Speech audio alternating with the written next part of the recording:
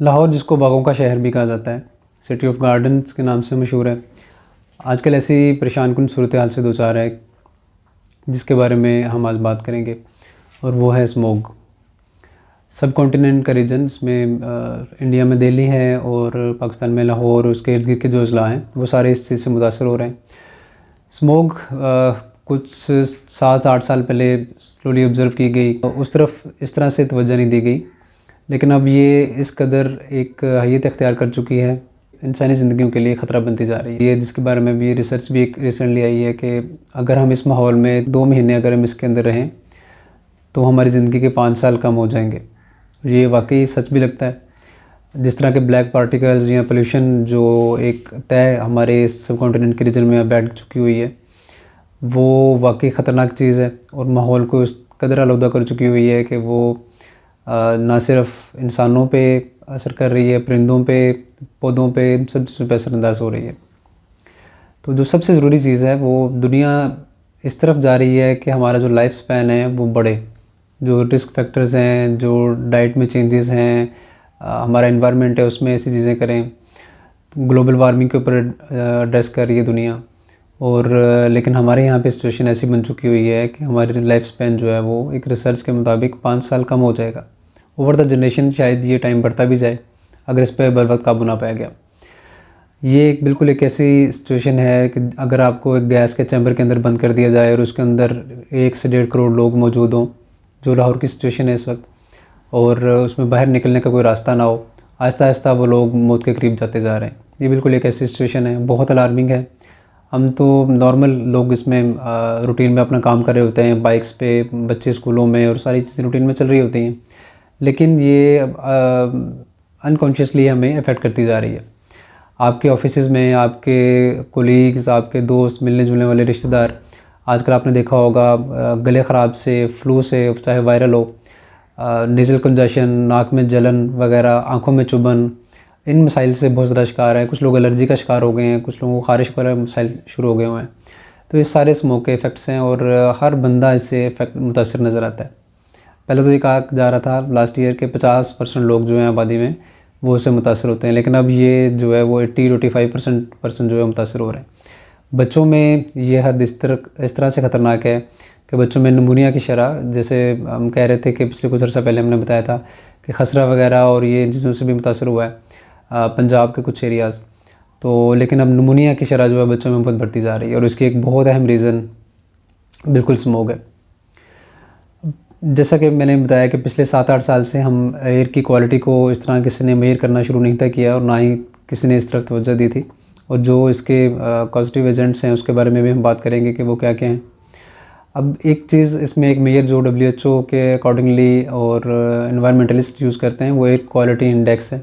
Normal 50 होता है, और जो हैज़र्डस है यानी कि जो ख़तरनाक उसकी हद होती है वो कहते हैं अगर 150 से ऊपर परसिस्टेंट रहना शुरू हो जाए तो ये ख़तरनाक लेवल आता है कि इस पे इंसानी ज़िंदगी पे असरात आना शुरू हो जाते हैं और बहुत सी बीमारियों का लाक होने का ख़दशा होता है। तो 150 से ऊपर जाना ये ख़तरनाक होता है। लेकिन यहाँ पे आप यकीन करें कि लाहौर में और पंजाब के कुछ अजला जो इर्द गिर्द के हैं उनमें एयर क्वालिटी इंडेक्स जो है वो 1000 से ऊपर एवरेज जा रहा है, और 1-2 दिन तो 2000 को भी टच किया है। और सरप्राइजिंगली इस बार मुल्तान में एक दिन ये 2135 रिकॉर्ड किया गया है, तो मुल्तान में भी इस हद तक जो है जा चुका हुआ है। दिल्ली के कुछ एरियाज़ में भी ये 2000 को टच किया है, 1000 उधर भी एवरेज रह रहा है। तो ये सारे रीजन जो है ये मुतासर हो रहा है। दुनिया में सबसे ज़्यादा पोल्यूटेड जो मुल्क कहा जा रहा था वो बांग्लादेश को कहा जाता है, पाकिस्तान, इंडिया और सिंगापुर वगैरह जो है इनके कुछ इलाके हैं जिनमें कहा जाता है कि ये पोल्यूटेड तरीन एरियाज़ हैं। अब सब कॉन्टिनेंट में आप हिसाब लगा लें कि साउथ एशिया का जो रीजन है जहाँ पे हम रह रहे हैं और कुछ ममालिक जिनका मैंने जिक्र किया है, तो दुनिया में आलूदा तरीन 40 ममालिक में से 37 ममालिक जो हैं वो साउथ एशिया के हैं, जिसमें ये हमारा पाकिस्तान, इंडिया और बांग्लादेश वगैरह आ रहे हैं। तो ये बहुत अलार्मिंग सिचुएशन है और इसको बिल्कुल मिलके एड्रेस करना होता है। रीजनल कोऑर्डिनेशन होगी, तो जितनी रीजनल कोऑर्डिनेशन होगी, बजाय कि इसके एक दूसरे पे इल्ज़ाम लगाने के और इन चीज़ों से हम करें कि ये ख़राब होता जाएगा काम और ये इसकी वजह से ख़राब हो रहा है, उसकी वजह से ख़राब हो रहा है, आपस में मिल बैठें और इनका जो है सलूशन सोचें। इसके अब एक मैकेनिज़्म एक और भी है इसमें, जिसकी वजह से बीमारियां और ये सारी चीज़ें आ रही हैं, उसको हम कहते हैं पार्टिकुलेट मैटर कहते हैं। और उसमें जो पीएम है ये 2.5 मिलीमीटर भी कुछ लोग कहते हैं इसको, लेकिन 2.5 का जो है ज़र्रात जो हैं ये हम इजीली इनहेल कर लेते हैं, और ये हमारे ब्लड स्ट्रीम के अंदर भी शामिल हो सकते हैं, और जहाँ जहाँ जाएंगे वहाँ डिस्ट्रक्शन करेंगे। निमोनिया के केसेस बहुत ज़्यादा हो रहे हैं, इम्यूनिटी को कम कर देते हैं, और उसकी वजह से निमोनिया वगैरह और इन्फेक्शंस, वायरल इन्फेक्शन बहुत ज़्यादा होती हैं। फ्लू का रेट बहुत ज़्यादा बढ़ जाता है, आँखों में इन्फेक्शन के चांसेस भी इस वजह से बढ़ सकते हैं।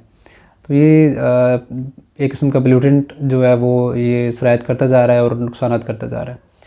तो सबसे ज़रूरी चीज़ इसकी एहतियात, इसमें जो इलाज है वो इसका एहतियात है। आप कोशिश करें कि इंडोर्स में रहें, और जितना इससे एक्सपोजर कम होगा आप उतना ही इससे बचेंगे। और दूसरी चीज़ इसमें एहतियात कि एक मास्क का इस्तेमाल करें जब भी बाहर जाएं। अब बच्चों को जैसे कि गवर्नमेंट बहुत ज़्यादा इसमें प्रिकॉशंस ले रही है, इसकी बहुत ज़्यादा पब्लिसिटी भी कर रही है कि लोगों को इससे बचाव के तरीके बताए जाएं। जब भी बाहर से आएँ अपने मुंह हाथ धोएं, अपने आँखों में पानी डालें, नाक में पानी डालें, और इसके अलावा ठंडा पानी या कोल्ड ड्रिंक्स वगैरह से अवॉइड करें। सिगरेट पीने से इज्तनाब करें। जो मरीज़ पहले से दमा, अस्थमा वगैरह के मरीज़ हैं, COPD के मरीज़ हैं, सिगरेट क्रोनिक स्मोकर्स हैं, जिनको फेफड़ों के मसाइल हैं, इसके अलावा डायबिटीज़ के पेशेंट्स हैं, उनमें स्पेशली एहतियात करने की ज़रूरत है। और इसकी बड़े लेवल पे कैंपेन भी की जा रही है ताकि लोगों को इससे महफूज रखा जाए। अब इसमें एक जो मैकेनिज़्म के बारे में हम डिस्कस करते हैं, कुछ मैकेनिज़्म जो है इसमें वो एयर ट्रैप कहा जाता है कि जो गर्म हवा है वो, चूँकि मौसम चेंज होता जा रहा है, सर्दियों का मौसम आता जा रहा है, तो सर्दी जो ठंडी हवा है उसके नीचे गर्म हवा ट्रैप होकर नीचे सरफेस पे आ जाती है, और वो पोल्यूटेंट्स को साथ लेकर आ जाती है। तो इस वजह से ये हमारे सरफेस के ऊपर, ज़मीन के बिल्कुल ऊपर एक तय होती है, उसमें पोल्यूटेंट्स रहना शुरू हो जाते हैं। फिर बाकी मैकेनिज़्म जैसे कि कोल पे डिपेंडेंस बहुत ज़्यादा की जा रही है हमें एनर्जी सोर्सेज के लिए। कोल का बहुत ज़्यादा इस्तेमाल, कोयले का इस्तेमाल होता है, उससे बहुत ज़्यादा ये होता है, फैक्ट्री में बहुत ज़्यादा इस्तेमाल किया जाता है।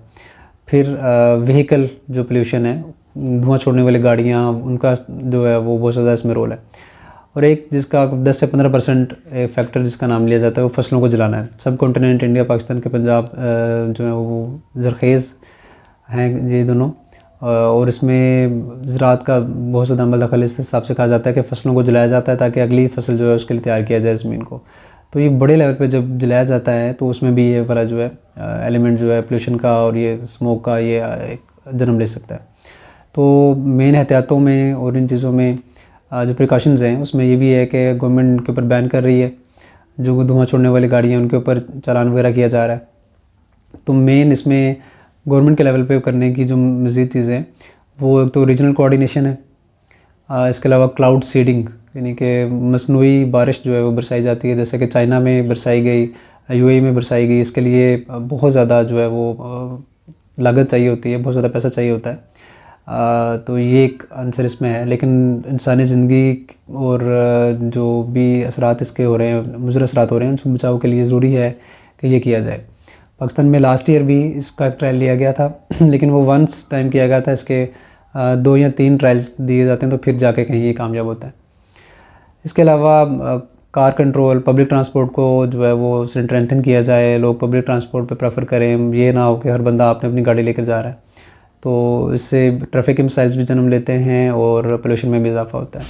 फिर पेट्रोल की ट्रांजिशन यूरो 2 से यूरो 5 में कन्वर्ट किया जा रहा है। ये यूरो 5 जो है ये अच्छी क्वालिटी का पेट्रोल है, इसमें पोल्यूशन और इन चीज़ों के जो है वो असरात इतने नहीं होते, गाड़ी पे भी अच्छे असरात हैं इनके। दरख्तों का लगाना, शजरकारी, ट्री प्लांटेशन, ये बहुत ज़रूरी है, बहुत ज़रूरी है, इसको अभी भी समझने की ज़रूरत है। जितना ज़्यादा इस पे काम किया जाएगा उतना ही ज़्यादा आगे हमारा माहौल बेहतर होता जाएगा। बाकी एनर्जी के जो बाकी सोर्सेज हैं, ग्रीन एनर्जी जिसको कहा जाता है, जैसे कि सोलर पैनल्स लगा के उसके थ्रू एनर्जी कंज्यूम की जाए, उसके ज़रिए एनर्जी ली जाए। फिर इसके अलावा विंड एनर्जी को यूज़ किया जाए। बहुत सारे मुल्कों में इस पे काम हो रहा है और हमें भी इन चीज़ों पे काम करने की ज़रूरत है।